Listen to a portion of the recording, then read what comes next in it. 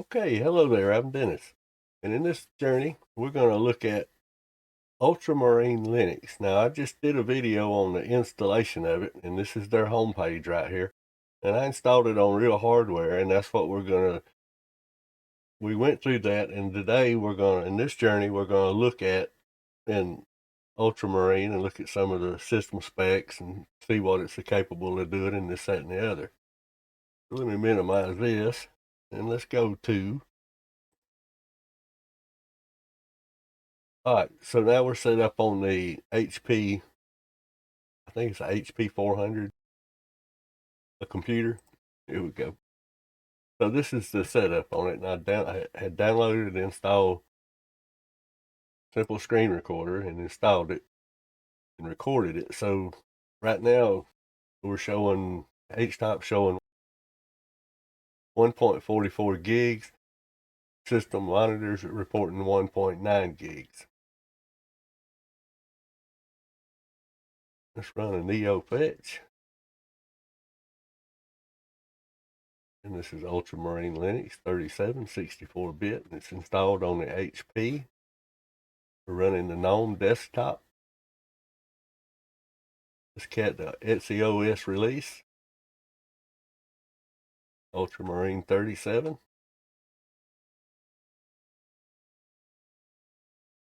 Okay, for package management, we use DNF, so you can DNF search. Now, this is all with sudo privileges. Install, update,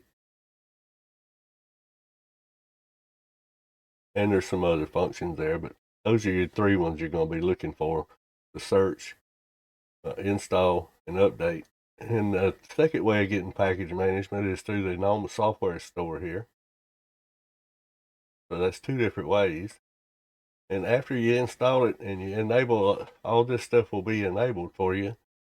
You'll find everything in here except for the testing will be included or available. Flat packs, open H264, non-free. The updates includes the tainted, which means it could be illegal in some countries, or country where you may be in. It may be illegal for you to download and install that codec. And that'll be up to you to check that. All right, so it uses systemd, and to check the status of a service, sudo systemctl for control, and then status. In this case, we're going sshd.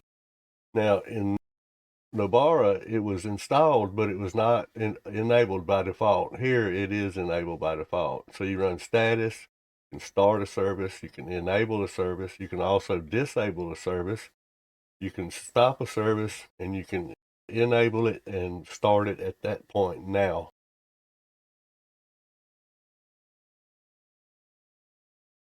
So as you can tell, I just got this installed. So I got OBS, Audacity, Kdenlive, Simple Screen Recorder, System Monitor, and Disk came in by default. All right. You'll notice right here, it'll say 200, recognizes 250 gig hard drive, got 21 days on it. But when you run out of the terminal df command, it's only going to show 235 or something. For backups now, it does not come with time shift. So if you use time shift, you'll have to install that yourself.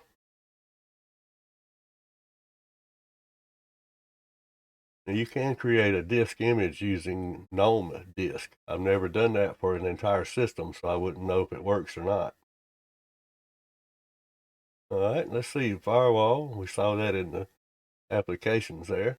Let's see what it is. I believe this is firewall config. Yep, I'm sure of it. Firewall-config 1.2.5. So it's enabled by default. That's a security plus.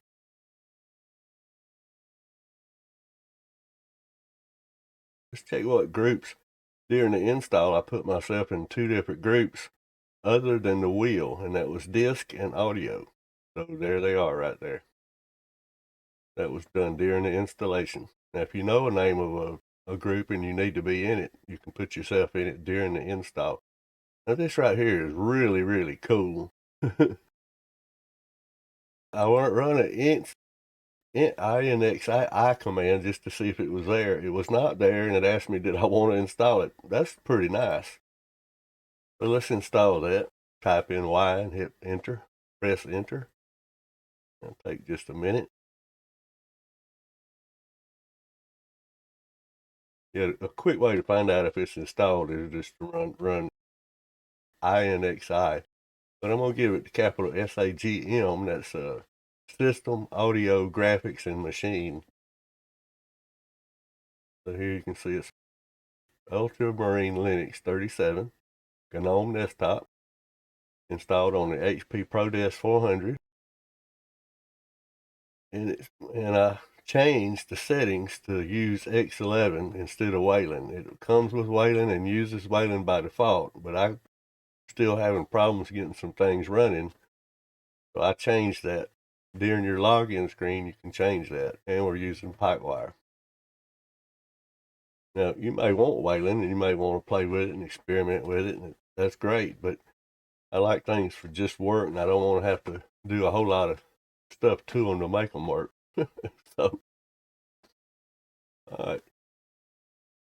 Now, Gnome has an About feature here in their settings panel, and it'll tell you everything basically I just showed you through INXI or INCHI. Ultramarine 37, 64-bit, Gnome version 43.5. You click right there, that'll take you to open up the software store, which it uses that as an update. Can use that as an update, but I use a terminal.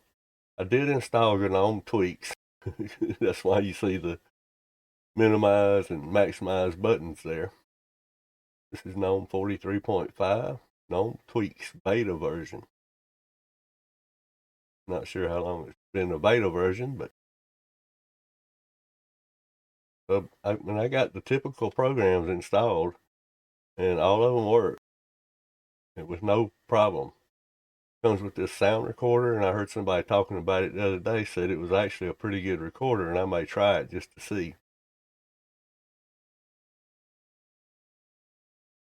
I like here you can prefer format, you can MP3, WAV, AUX, what have you, and you get to select your device there. Comes with a full suite of LibreOffice, Cheese. I don't think I installed Cheese. I think that came with it. Fedora Media Writer. Now that's a great plus. Utilities here. Disk Usage Analyzer. It's a pretty decent program, especially if you collect a lot of data and you need to know where it's all at. Running short on space of some sort. And you have two different options there for the view. High in the tree, I believe it's called.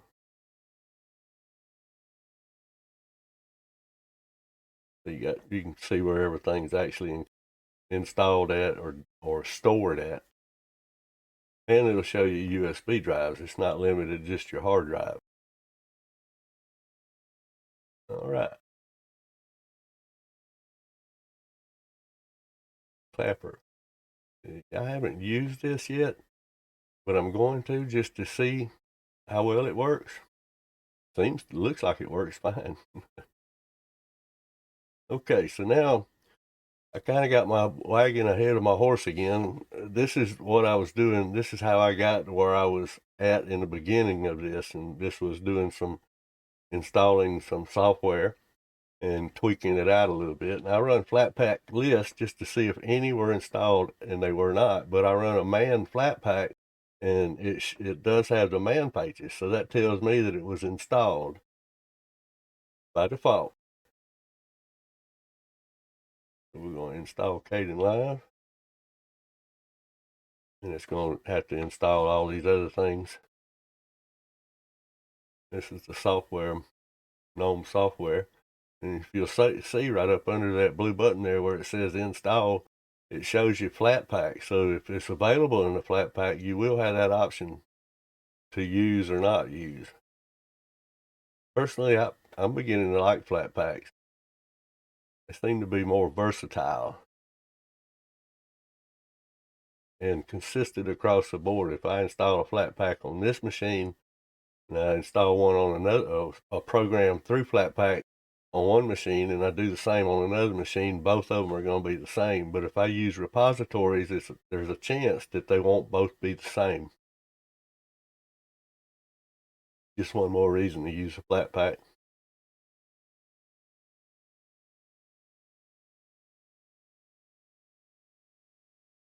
Checking out Audacity, make sure that works.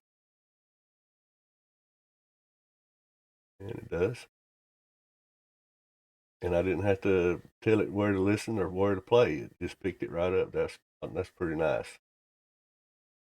One of the biggest things I hear people complain about is audio in Linux. And you know, I'm not a studio recorder. I don't have a studio set up, but everything I can see seems to work. You may have to occasionally make an adjustment using Pay-View control or something like that, but it's usually pretty simple. See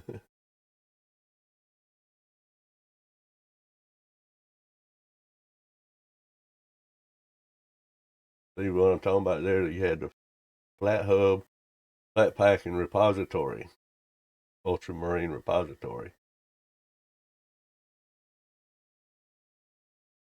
Next top, NeoFetch, FastFetch.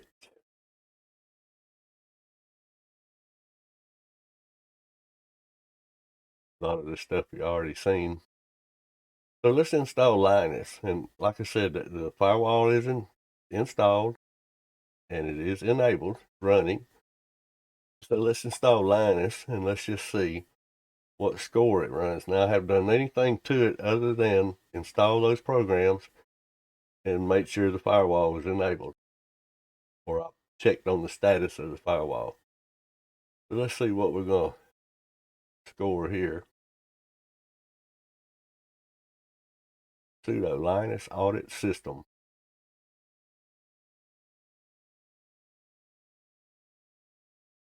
And it's usually pretty quick, especially on a freshly installed system where there's not much software. Now, I don't have everything installed. I don't have everything I use installed, but it's a pretty good start. I need to build me one of them scripts that'll install everything I need on Fedora. I got one on Arch, which would probably work here if I just changed a couple of settings.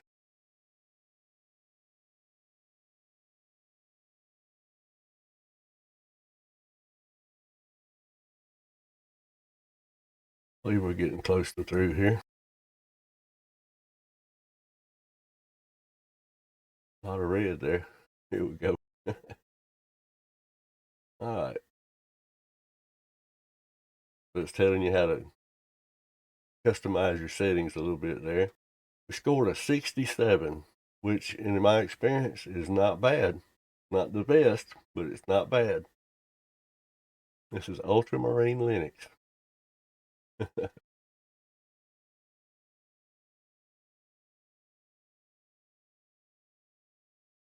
Okay. Let's go back to their web page here. This is where you're going to go to get it, get your download. And you'll see that it comes in four. Oh, the Pantheon, I forgot about that. The Flagship, which is what I'm showing you now. The Gnome Edition, which is what I knew you was using the Gnome Fedora when I did the install script to write over it, installing Ultramarine. And you also have the Pantheon and the KDE Plasma. And if you're a tweaker, then Plasma is probably where you need to go. But those are nice options. And again, once again, this is the wiki right here. So that's going to pretty much do it for this video. And I appreciate you guys watching. Ultramarine, very nice. It seems to, it's very pretty, and it seems to have everything ready for you. So anyway, I think you ought to try Ultramarine. If you're interested in Fedora Linux and you want to see how somebody else handles installing RPM packages or flat packs or what have you, setting up the system so that maybe give you a little bit of guide to go on if you want to try stock Fedora and do all those things on your own. so far, Nobara and Ultramarine have both been ideal. I would not have a problem running either one of them. So far, if I had to choose between these two, I don't know that I could. I would probably have to actually live in it for several months in each one before I could make that decision. Anyway, thanks for watching, guys. Peace out. I'll catch you on another video. Bye.